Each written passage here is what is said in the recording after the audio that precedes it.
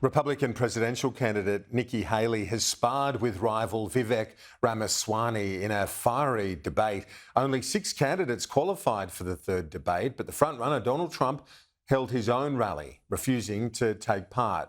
Our Washington correspondent Annalise Nielsen filed this report.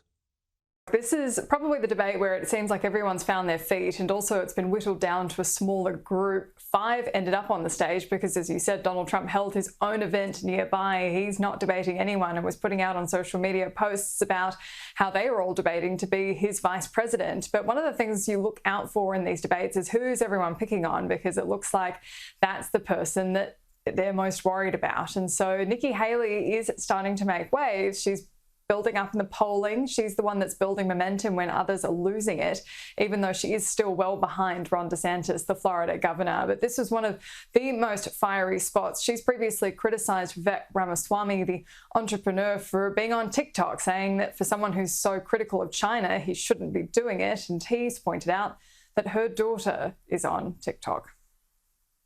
In the last debate, she made fun of me for actually joining TikTok while her own daughter was actually using the app for a long time. So you might want to take care of your family first. Leave my daughter out of your voice. Your adult daughter. The next generation of Americans are using it. And that's actually the point. You have her supporters propping her up. That's fine. Here's the truth. You're just the easy answer. Kieran, for those of us watching in the United States, there were a lot of ads for TikTok as well in this broadcast, and so it is going to be a discussion for sure. This continued with the sparring format between Vivek Ramaswamy and Nikki Haley.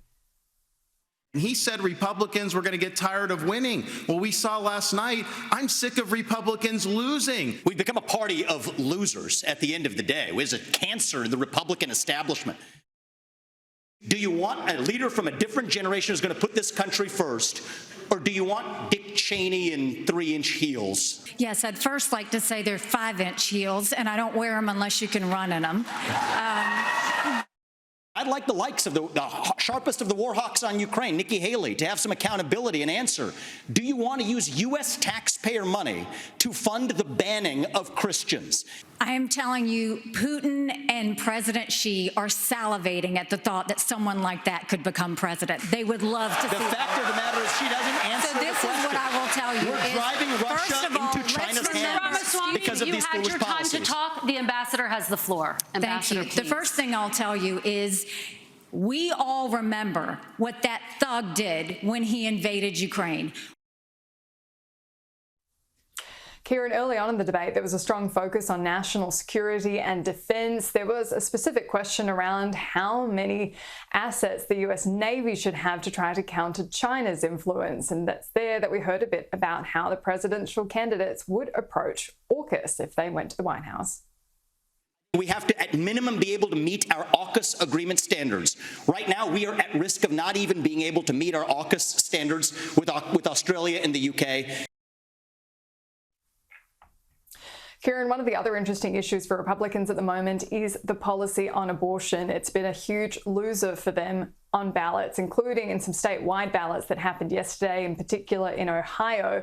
There was a strong pro-choice vote to enshrine that right in their constitution. This is a real wedge issue for the Republicans. Nikki Haley is the only one who's taking a more moderate approach.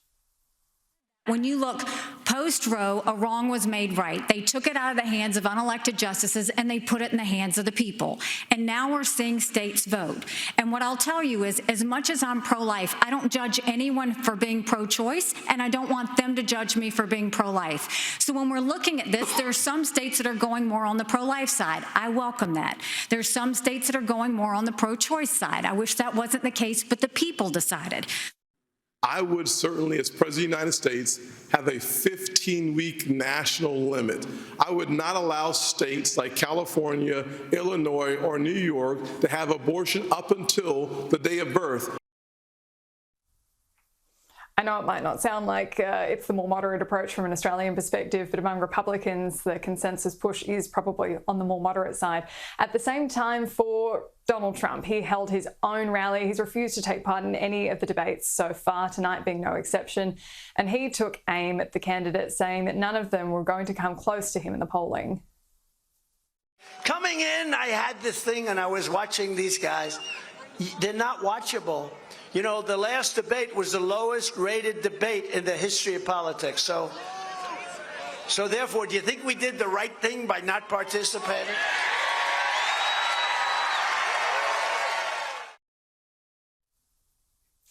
We still have a long way to go, but this is where the pressure starts to come on. They need to maintain that funding until the caucuses start in January in Iowa. Then it's multiple states before they're confirmed at the actual convention in the middle of next year. And so this is where we will start to see candidates whittle down. Mike Pence, notably, already stepping out of the race, and it could be more as we approach Thanksgiving and Christmas periods.